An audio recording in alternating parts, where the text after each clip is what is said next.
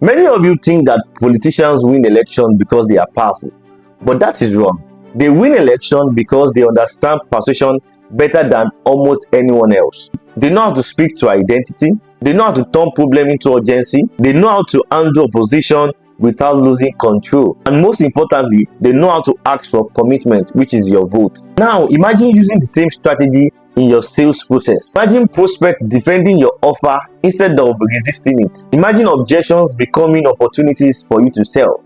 Imagine closing sales with confidence without pressure. In this video, I'm going to break down the exact frameworks politicians use to win elections and how to apply it in your sales processes and how to apply it to handle objections and close more sales for yourself. Let's get right into it. How to sell like a politician. This video is going to be interesting and there'll be a lot to learn. So ensure that you get your writing material and you're ready to learn.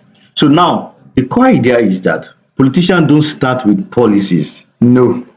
There's difference between politics and governance. I'm into politics, so I know this very well. So there's difference between politics. Now they call politics a game. Politics is a game, is a dirty game. And governance is now when you are now fulfilling the promises that you made during election period. So policy is different from politics. So politicians don't start with policy. No, they start with identity and emotion. Yeah, if you're a politician, then you know how to play with people's emotions, and that's why you see that a lot of during election period, that's when people start talking about religion. That's when people start talking about tribes and all of that. You get, so they start with identity and emotion. They play with people's emotion. They play with people's identity.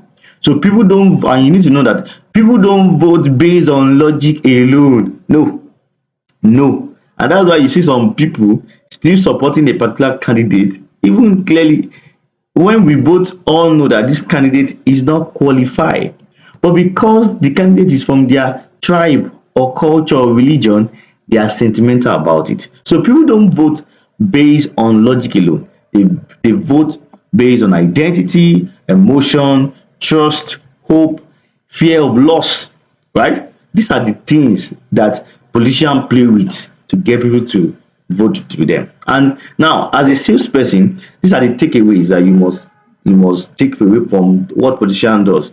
If you sell futures, you're going to get questions. But if you sell belief, you will get commissions.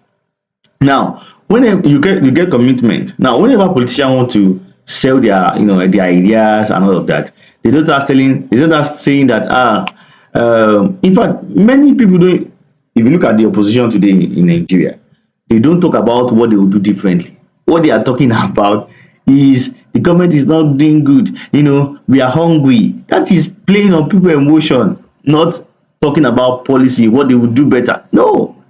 Do you get it? So you have to self-believe. So they are selling to us that, okay, if they are there, they will do better. That's just a belief, right? To get you to commit to vote for them. They're not talking about policy.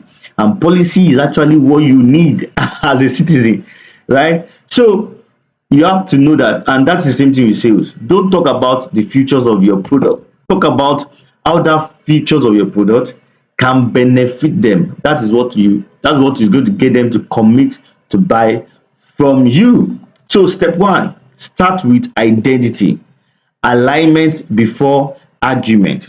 Now, politicians will always say, I am one of you. I understand your struggle. I want the same future. It's a lie. The truth is that, in fact, when they say I am one of you, it's a lie, because they have billions of money. They are okay. They're just looking for power. They're not one of us. They're not struggling. They're not struggling like we are. The price of food does not affect them. They have the money. They have sponsors. All of that. But they do all of those things just to identify with you, to make you feel like, okay, we can vote this person, right? So before presenting solution, they create alignment. How to use this in sales? Instead of saying, this program help you make money, say that if you're the kind of person who is tired of depending on one income, so that means that you're not selling a product, you are calling out an identity. If you're the kind of person who is tired of depending on one income, in fact, you can even use storytelling. In 2023, I was I was broke, I was this, I was only depending on one income. But when my eyes opened to this particular income, I was able to, start making money. If you want the same, knowledge, so buy this product, people buy because they identify with the struggle that you just presented with them to them. So you're not selling the product, you're calling out an identity. And when you do this, when someone identify with you, they defend the decision themselves. So you don't need to struggle to buy. You don't need to struggle to sell because they already identify with you. They identify with the struggles that you put out. They are going to buy from you. Step two, amplify the problem, make it emotional. And that what position does a lot. Position don't downplay problem. when the naira to dollar was increasing, when dollar was increasing, and when naira was increasing against dollar, you see how they were saying, the government is bad, the government is bad. Now that it's coming down, nobody's talking about it. When the price of food was going up, people were talking. Now it's coming down, nobody's talking about it. So they don't downplay problem, they magnify it. Politicians are good magnifiers of problem. So instead of saying that tax are high, they'll say families are struggling, business are collapsing. You see that? So they attach emotion to the problem. And you also must learn to attach emotion to problem. The problem that you're so don't just talk about the problem, attach emotion to it, magnify the problem. When you magnify the problem, it's going to inspire fear. So that's if you are talking about fear of missing out. You're going to inspire fear that will get them to buy, right? And if it's also pleasure you are selling, you have to magnify the problem, right? So you are still step two. How to apply this in sales? When a person say, "I will think about it," you can remind them what happened if nothing changes. What is causing them daily? What opportunity are sleeping? Don't create fear. You review the consequences. Emotion drives movement. So try to, when they are holding back, you tell them the consequence of not buying now.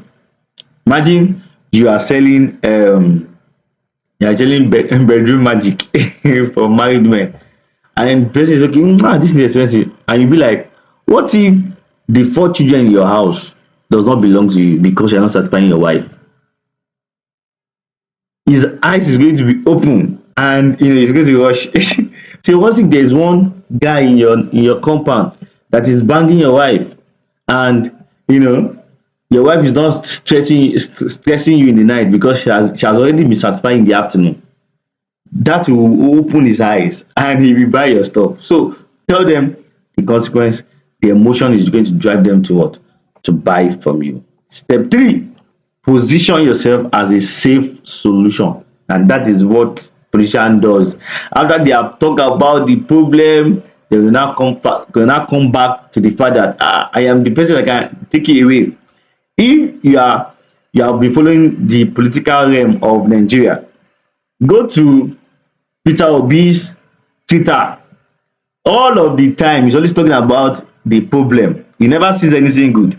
And at the end of each of the tweets, you see that you write, a new Nigeria is possible. That possible is capital letter P-O. And P-O is Peter Obi, right? So he's saying that a new Nigeria is possible through me. So all of the things that he's tweeting about the problem of Nigeria, it's not because maybe he really like Nigeria like that, or maybe he really like any of us. It's because he wants to be president. And that's a typical politician for you. So after amplifying the problem, politicians will say, here is my plan. They sound clear, they sound confident, they sound simple, right? They don't overwhelm you with details. They present a structured path forward. In fact, just like even Tinubu, when Tinubu was campaigning, they were like, I'm going to remove fuel subsidy. He did not tell us the detail that if I remove it, you're going to suffer, you're going to do this. He did not say it. And all of us were saying, yes, Emilokan. And we voted for it. And now we are seeing the detail of what he campaign for, right? And that's what you should do also. In sales, give a clear roadmap. Show how step one leads to step two. Reduce confusion. So like that example I gave, you're selling bedroom magic, right? After you have given the man the consequence of not buying now, you now be like, what if they have satisfied your wife in the afternoon and in the night your wife just sleep off and all of that. So so then you now say, but if you buy this stuff now, within 2 or 3 weeks, you are strong enough to give your wife back to back that she's going to be calling you, that you should come home and all of that. So you know you have to make it clear the benefit when they get your product, right? So confusion creates hesitation, while clarity creates confidence. Step 4: prescribe the right fix, not every fix, the right fix. Oh, it's a mistake.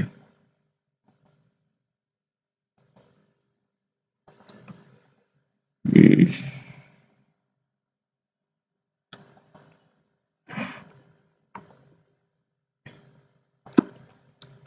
Step 4: borrow authority and social proof. Social does this.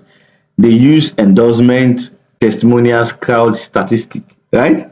They show momentum. Why? Because people follow what others are backing. And that's what you should do in sales also.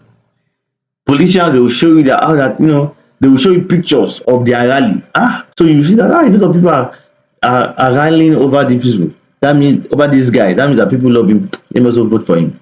They also show you, different endorsement. They'll go to different, religious leaders, traditional leaders to endorse them. So once they endorse them, and because you are following a particular leader, and that's what Peter Obi did in 2023 election, he was going to church up and down. And since the election, he stopped going to churches, right? But during the election period, during the campaign period, he went to different churches and different pastors endorsed him. And the church member of those pastors voted for him. That is the power of endorsement, crowd, testimonials. And that's what you should do in sales also. Show case studies of what you have done before, screenshot of what someone is saying about you, testimonial of your customers, the numbers that you have gathered based on your expertise. So when someone say, how do I know this work? Don't just prove yourself. Don't just start talking. No, show them proof, right? You don't argue. You demonstrate proof. Proof dissolve doubt. Do you get it? So step 5: handle objection like a debate. Politicians expect opposition, so they prepare for it. They acknowledge the concern, they reframe it and redirect to their message. Example: objection: it is too expensive. If they say it's too expensive, respond framework should be agree with the concern. You can say, yes, I know that this is costly, but compare the cost versus the consequence. Then redirect to the long-term value of your product. That's what you should do. Always expect objection, right? So something like, I understand, but the real cost is staying stuck another year. Imagine someone that wants to run ads and he's saying, I've not made sales my affiliate marketing business, and after I give you the price, I say, it's expensive. I say, yes, I understand, but if you don't want ad now, you're still going to have zero sales.